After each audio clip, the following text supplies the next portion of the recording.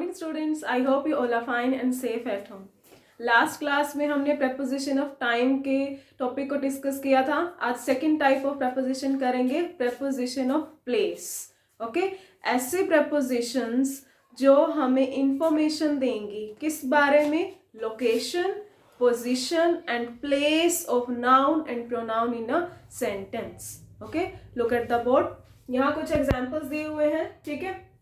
Topic लिखा हुआ है, प्रपोजिशन ऑफ प्लेस को डिस्कस करना है, ठीक है। मैंने क्या बताया? The preposition that give us information about position. Okay, position के बारे में बताएंगे, position, location, okay, location, place. Okay, place के बारे में, इन तीन चीजों के बारे में किसके बारे में बताएंगे? ये नाउन या फिर प्रोनाउन की। दोबारा से रिपीट कर रही हूं, the preposition that give us information about position, location and place of noun और प्रोनाउन इन अ सेंटेंस। ठीक है, सेंटेंस में जो भी नाउन या प्रोनाउन के बारे में अगर हमें इन तीन चीजों की इंफॉर्मेशन दी होगी, ठीक है, वो वर्ड्स क्या होंगे? Preposition of place. Okay, examples दिए हुए हैं तो हम अपना टॉपिक स्टार्ट करते हैं। First example is the plane landed at Delhi airport. ठीक है, प्लेन कहाँ लैंड किया? प्लेन ने दिल्ली के एयरपोर्ट पर। ठीक है, अब यहाँ हमें क्या ढूंढना है? प्रपोजिशन। उससे पहले हमें अपना मीनिंग क्लियर करना होगा कि प्लेन जो क्या हो गई? नाउन हो गई। ठीक है, ये होगी हमारी नाउन। ठीक है, अब प्लेन ने लैंड कहां पर किया है? दिल्ली एयरपोर्ट पे। ठीक है, ये भी एक नाउन हो गया है, ये भी एक नाउन हो गया है। ठीक है, उसके बाद अब हमें प्लेन के लैंड लैंड की क्या बताई हुई है? लोकेशन बताई हुई है। और लोकेशन बताने का काम कौन कर रहा है? एट, है ना? यही तो कर रहा है कि ये बता रहा है कि प्रॉपर दिल्ली एयरपोर्ट पर ही लैंड किया प्लेन ने। ठीक है, तो ये हो गई नाउन। ठीक है, नाउन से पहले वर्ड आता है, कौन सा वर्ड? प्रपोजिशन, हमने डेफिनेशन में ही किया था। ठीक है, नाउन या प्रोनाउन से पहले वो वर्ड लगे जो क्या बताए? प्रपोजिशन ऑफ प्लेस बताए, वही वर्ड्स क्या होंगे? Preposition of place. ठीक है, अब यहाँ पर एट ही क्यों आया? क्योंकि एट हमने प्रपोजिशन ऑफ टाइम में भी किया था। एट वहां पे क्या डिनोट कर रहा था? Exact time. जब हमें प्रॉपर टाइम दिया हो, चाहे वो क्लॉक का प्रॉपर टाइम दिया हो, पार्ट ऑफ द डे दिया हो, मतलब प्रॉपर हमें जब एग्जैक्ट टाइम दिया होगा वहां एट लगेगा। इसी तरह जब इसे हम प्लेस को डिनोट करने के लिए यूज करेंगे तब भी हमारा रूल क्या रहेगा कि ये क्या शो करेगा? स्पेसिफिक लोकेशन, मतलब बिल्कुल एग्जैक्ट पॉइंट पर ही बताएगा कि नाउन का प्लेस एग्जैक्ट कहां पर है। ठीक है, नाउन की पोजीशन एग्जैक्ट कहां है वो हमें कौन बताएगा? एट बताएगा। ठीक है, तो एट है यहाँ हमारी प्रपोजिशन जो किसको डिनोट कर रही है? प्लेस को। ठीक है, तो मैंने आपको पहले ही बताया था कि कोई प्रपोजिशन क्या है, वो टाइम को भी डिनोट कर सकती हैं, प्लेस को भी कर सकती हैं और डायरेक्शन और मूवमेंट को भी कर सकती हैं, तो ये आपको ध्यान में रखना है। Okay, next example is there is a shop at the end of the street. अब यहाँ हमारी नाउन है शॉप और शॉप की लोकेशन बताई गई है कि वो क्या है? Eight the end of the street, यानी कि वो स्ट्रीट के बिल्कुल एंड पर है। ठीक है, क्या है? शॉप है। अब शॉप की यहाँ लोकेशन बताई जा रही है, लेकिन प्रॉपर स्पेसिफिक लोकेशन बताई गई है और हमने तो पहले ही डिस्कस कर लिया कि स्पेसिफिक लोकेशन को कौन बताएगा? एट बताएगा। ठीक है, तो हमने दो एग्जाम्पल्स के थ्रू देखा कि क्या किया इसने? नाउन को स्पेसिफाई कर दिया कि इसकी लोकेशन कहां पर है। ठीक है, look at the third example, my flat is on the third floor. यहां पर सबसे पहले नाउन ढूंढना है, नाउन की लोकेशन बताई जा रही है ना, पहले ये देखना है कि जो प्लेस या लोकेशन बताई जा रही है वो किसकी बताई जा रही है? फ्लैट की। ठीक है, और फिर बताया जा रहा है कि वो थर्ड फ्लोर पर है। क्या हो गया? अब ये पोजीशन बताई जा रही है, क्या है? Position on a surface. किसी चीज पर अगर कोई चीज पड़ी है, यानी कि सरफेस पर कोई चीज पड़ी है, उसको डिनोट कौन करेगा? ऑन, चाहे वो सरफेस हॉरिजॉन्टल हो चाहे वो वर्टिकल हो। ठीक है, तो कौन डिनोट करेगा? ऑन प्रपोजिशन डिनोट करेगा किसको? सरफेस पर अगर कोई चीज पड़ी है। ठीक है। माई flat is on the third floor, third floor पर मेरा फ्लैट है, यानी फ्लोर पर है कुछ, है ना। तो उसको सरफेस पर कोई भी चीज अगर पड़ी है या कोई पर्सन खड़ा है तो उसको डिनोट करने के लिए हम क्या लगाएंगे, ऑन लगाएंगे। ठीक है, चाहे वो सरफेस सॉरी हॉरिजॉन्टल हो चाहे वो वर्टिकल हो। ठीक है, अब सपोज मैंने कहा कि the basket is lying on the table, on the table, table पर बास्केट पड़ी है, यानी टेबल हो गया सरफेस। ठीक है, उसके ऊपर पड़ी है बास्केट। ठीक है, तो सरफेस पर जब कोई चीज पड़ी हो या कोई पर्सन खड़ा हो तब उसको डिनोट करने के लिए हम क्या लगाते हैं, ऑन लगाते हैं। Clear. Next example is look at the painting on the wall. अब यहाँ नाउन हमारा क्या है, जिसकी लोकेशन बताई जा रही है पेंटिंग की, और वो पेंटिंग कहाँ पर है, दीवार पर है। ठीक है, दीवार पर टंगी है पेंटिंग, तो दीवार क्या हो गया है, एक सरफेस हो गया, वॉल क्या होगा, एक सरफेस। ठीक है, सरफेस पर क्या करी है, पेंटिंग है। ठीक है, तो ये भी एक क्या हो गया, सरफेस हो गया। ठीक है, तो सरफेस के ऊपर जो भी नाउन या मतलब कि कोई चीज या कोई पर्सन है तो उसकी पोजीशन बताने के लिए क्या यूज करते हैं हम, ऑन। किसी चीज पर कोई चीज पड़ी है तो उसको कौन डिनोट करेगा, ऑन। वैसे भी ऑन का हिंदी मीनिंग क्या लेते हैं हम, पर। ठीक है, next is the cat is in the box. ठीक है, हमारे दो प्रपोजिशन हमने डिस्कस कर ली है, एट की और ऑन को। ठीक है, next is cat is in the box. सबसे पहले यहाँ कौन सी नाउन है जिसके बारे में पोजीशन बताई जा रही है, कैट की। ठीक है, कैट की लोकेशन बताई जा रही है कि वो किसके अंदर है, बॉक्स के अंदर, बॉक्स के अंदर है। यानी जब मैंने ये वर्ड यूज किया बॉक्स के अंदर, तो ठीक है, मैंने क्या डिनोट कर रही हूं, समथिंग इज कंटेन्ड इनसाइड। ठीक है, किसी भी चीज के अंदर जब चीज कोई पड़ी है तब उसको डिनोट क्या कौन करेगा, इन। ठीक है, something is contained inside, box के अंदर कौन है, कैट है। ठीक है, अंदर मतलब कि जहां अंदर की या किसी चीज के अंदर कोई सामान रखा हुआ है तब उसको डिनोट कौन करेगा, इन।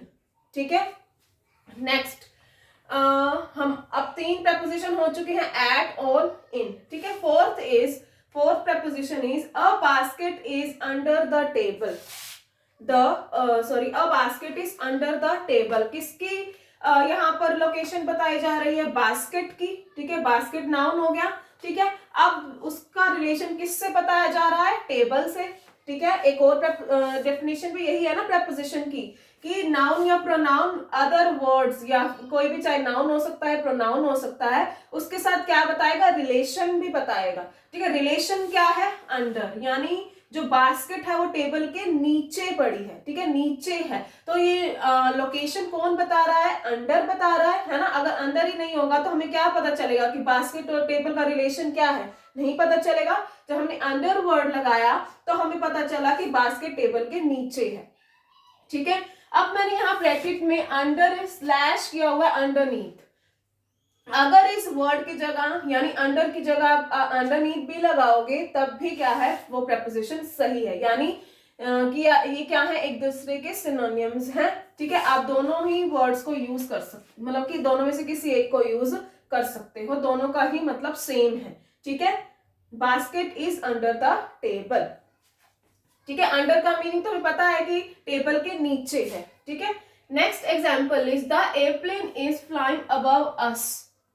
The airplane is flying above अस। अब यहाँ पर लोकेशन किसकी बताई जा रही है, ऑब्वियस सी बात है एयरप्लेन की, और इसका रिलेशन किससे बताया जा रहा है, अस, यानी हमसे बताया जा रहा है। ठीक है, अस से बताया जा रहा है। ठीक है, अब इसको बता कौन रहा है, अबव।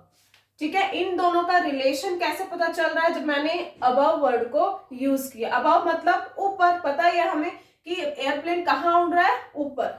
ठीक है, ऊपर के लिए हम क्या लगाएंगे, अबव लगाएंगे, नीचे को मतलब कि ये वर्ड होगा अंडर। ठीक है, ये तो हमें पता ही है। ठीक है, next is they were sitting bye, फिर मैंने लिखा है बिसाइड, फिर स्लैश करके लिखा है नेक्स्ट टू।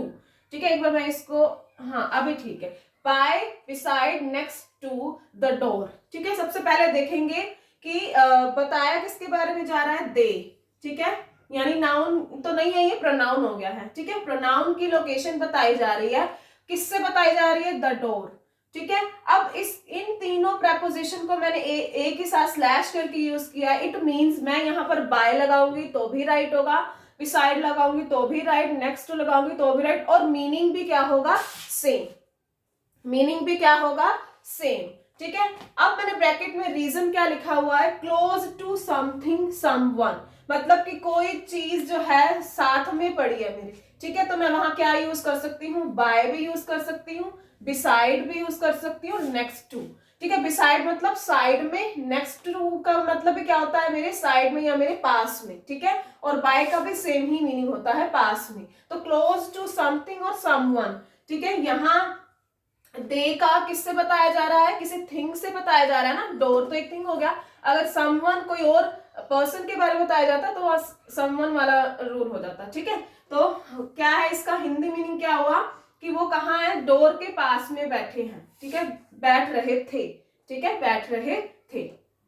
तो पास में के लिए क्या क्या यूज कर सकते हो आप, बाय भी यूज कर सकते हो, बिसाइड भी और नेक्स्ट टू, तीनों का मीनिंग क्या होगा, सेम होगा। बिसाइड मतलब साइड में, नेक्स्ट टू मतलब साइड में या पास में, और बाय भी मतलब पास में। क्लियर हुआ है। हमने यहाँ पर 8 एग्जांपल्स के थ्रू कौन कौन सी प्रपोजिशन को डिस्कस किया है, मैंने हाईलाइट भी किया हुआ है। एट, ठीक है, first preposition is at and second is on, third is in, fourth is under, above, and these 3 preposition by, beside and next to. Clear हुआ है। अब कुछ और प्रपोजिशन भी हैं जो किसको डिनोट करती हैं, प्लेस को, पोजीशन को, या फिर लोकेशन को। ठीक है। हमने क्या क्या डिस्कस कर लिया है, एट, ऑन, अंडर, अबव, ठीक है, और बाय, नेक्स्ट टू। हमने इन प्रपोजिशन को क्या कर लिया है, डिस्कस कर लिया है। ठीक है। उसके बाद में next example is he parked the car in front of the mall। ठीक है। अब मैंने क्या किया है, इस यहां मुझे ये देखना है कि सबसे पहले लोकेशन किसकी बताई जा रही है, ही पार्क द कार। ठीक है। ही की लोकेशन बताई जा रही है, नहीं, किसकी बताई जा रही है, कार की, कि मैं उसने कार को कहां पार्क किया है, मॉल के। अब इन फ्रंट ऑफ हमें बता रहा है कि मॉल के सामने। ठीक है। मॉल के सामने, तो इन फ्रंट ऑफ का हिंदी मीनिंग क्या हुआ, सामने। ठीक है। तो ये वर्ड जो है इन फ्रंट ऑफ, ये प्रपोजिशन हमें क्या बता रही है, कार की लोकेशन बता रही है with respect to the mall, यानी कार की रिलेशन कौन बता रहा है, इन फ्रंट ऑफ। ठीक है। अब मैं यहाँ इन फ्रंट ऑफ की जगह पर एक और वर्ड यूज करती हूँ, बिहाइंड। अब आप इसको भूल जाइए, इन फ्रंट ऑफ को भूल जाइए, मैंने क्या लिखा है, behind. He park the car behind the mall. अब इन फ्रंट ऑफ का मतलब मैंने बताया है सामने, और बिहाइंड का हिंदी मीनिंग क्या होता है, पीछे। ठीक है। मतलब मैंने मॉल के पीछे गाड़ी, उसने पार्क किया है कार को, और फिर मैंने बोला कि सामने किया, दोनों ही क्या बता रहे हैं, लोकेशन ही तो बता रहे हैं। ठीक है। तो मीनिंग क्या हो गया, अलग हो गया है, लेकिन दोनों ही किसको शो कर रही हैं, लोकेशन को। ठीक है। तो ये 2 प्रपोजिशन भी क्या है, ऐसी प्रपोजिशन है जो हमें इंफॉर्मेशन दे रही हैं नाउन की लोकेशन के बारे में। ठीक है। Next example is she is standing among the students. ठीक है। पहले एक और एग्जाम्पल लिख देती हूँ, क्योंकि ये सिमिलर तो नहीं, मतलब कि एक ही जगह पर ऑलमोस्ट यूज हो जाते हैं। जैसे कि मैं एक और एग्जांपल लिख देती हूँ, देयर इज अ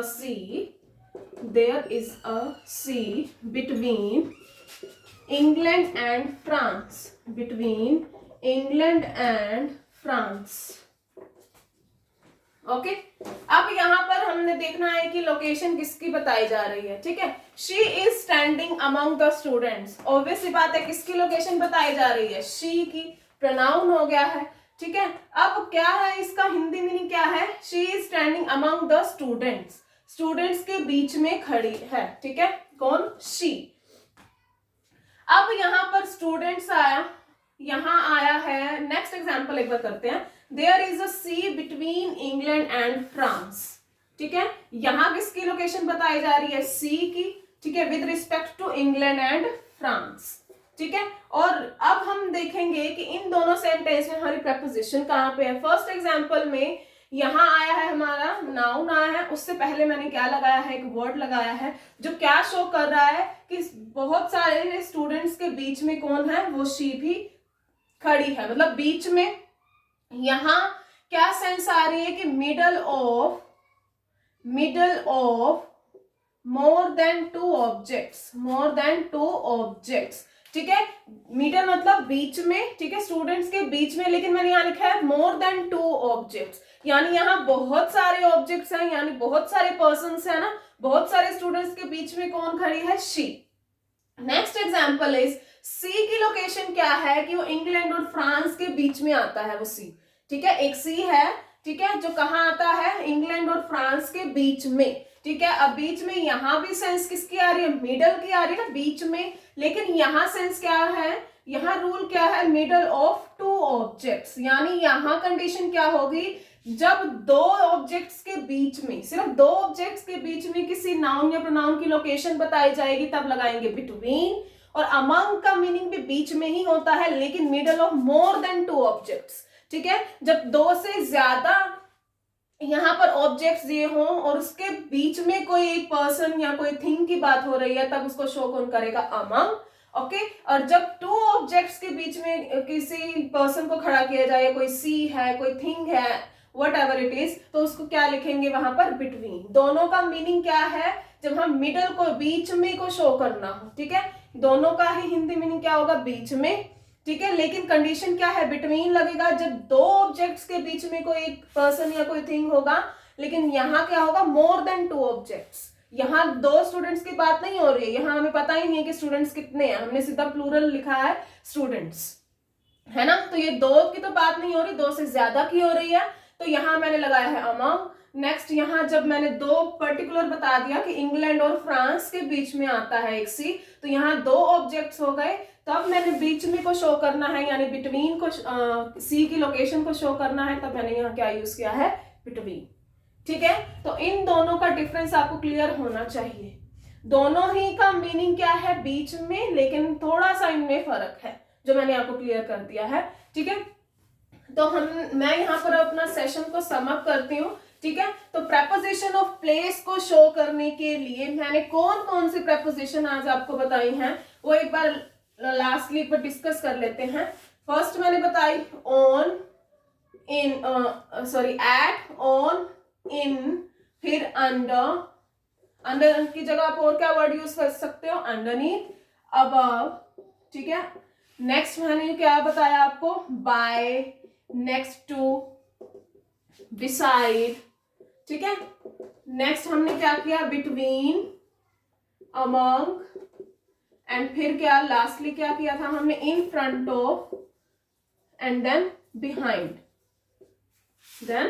अगर इन वर्ड्स के आपको हिंदी मीनिंग पता है तो आप बहुत आराम से इन प्रपोजिशन को यूज कर सकते हो। हमने विद हिंदी मीनिंग भी इनको डिस्कस किया है और विद रूल्स भी डिस्कस किया है, ठीक है। तो ये सारी प्रपोजिशन हैं जो क्या शो करती हैं, पोजीशन, लोकेशन एंड प्लेस, किसका, नाउन या प्रोनाउन का, ठीक है। या फिर इसको एक और तरीके से भी कह सकते हैं कि ये वर्ड्स क्या करते हैं, नाउन या प्रोनाउन का रिलेशन बताते हैं with the other words in a sentence. Okay, if you have any doubt related to this topic, you can tell me. I will sort out your doubts. Thank you so much for watching this video.